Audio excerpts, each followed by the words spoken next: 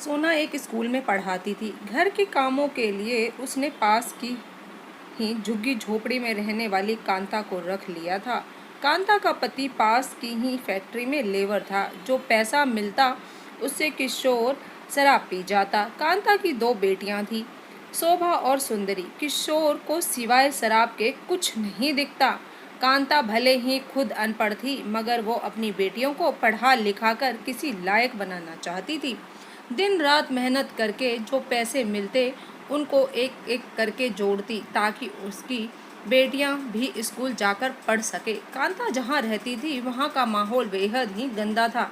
यूं कहें तो सिवाय गंदगी के वहाँ कुछ नहीं था। और ऊपर से अशिक्षित लोग, जिनका जीवन सिर्फ मजदूरी करके पैसा कमाना और उस पैसों से शराब और खाने का ही प्रबंध कर पाते थे।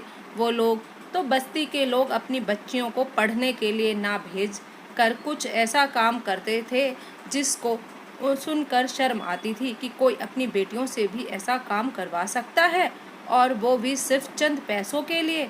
बस यही समाज था कांता का, जिससे वो बाहर निकलना चाहती थी। दोनों बेटियों के बारे में सोचकर न जाने क्यों कभी कभी कांता कुछ ज़्यादा ही परेशान रहती।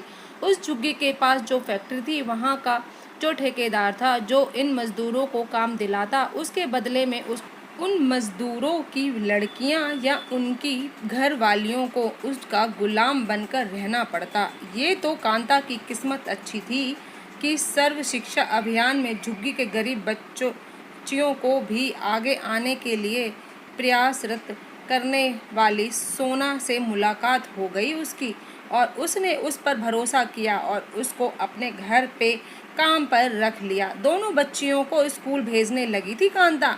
किशोर ने विरोध भी किया, मगर कहते हैं कि जब एक औरत कुछ करने की ठान ले तो वो कुछ भी कर सकती है। झुग्गी की औरतें भी जलती थीं कांता से, क्योंकि कांता सब कुछ सह सकती थी, मगर अपनी इज्जत से खिलवाड़ नहीं करने दे सकती थी। ठेकेदार की नज़र बहुत दिन से थी कांता पर, मगर कभी मौका ही नहीं मिल सकता उसको। शाम हो गई थी, मौसम भी कुछ ठीक नहीं था। तेज बादल घिर गए थे। सोना के घर से कांता भी सब काम निपटाकर घर की तरफ आ रही थी कि अचानक उसने देखा ठेकेदार किशोर से कुछ बातें कर रहा है। शायद कोई साजिश, जिसको भांप लिया था कांता ने। तेज कदमों से भागी वो अनजाने डर ने कांता को अंदर से झंझोर दिया था।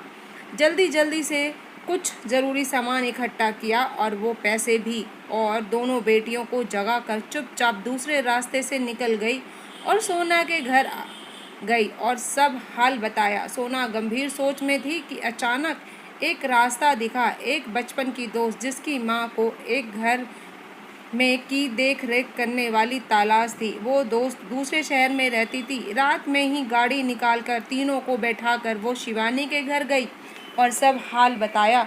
सरोज आंटी ने उसको अपने घर में रख लिया और सोना को निश्चित रहने को बोला। सोना बहुत खुश थी, क्योंकि उसने इंसान होने का फ़र्ज़ अदा किया था।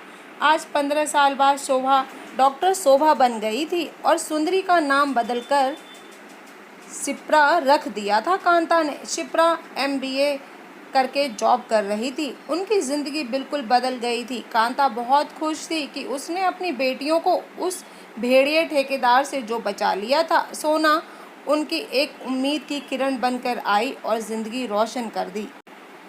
तो दोस्तों, आज की कहानी आपको कैसी लगी कमेंट करके ज़रूर बताइएगा। आई होप सो कि आज की कहानी आपको पसंद आई होगी। चैनल पे अगर न्यू है तो सब्सक्राइब कर लीजिएगा। पुराने हैं तो वीडियो पूरा देखने के लिए धन्यवाद। फिर मिलती हूँ आपको एक नई कहानी के साथ।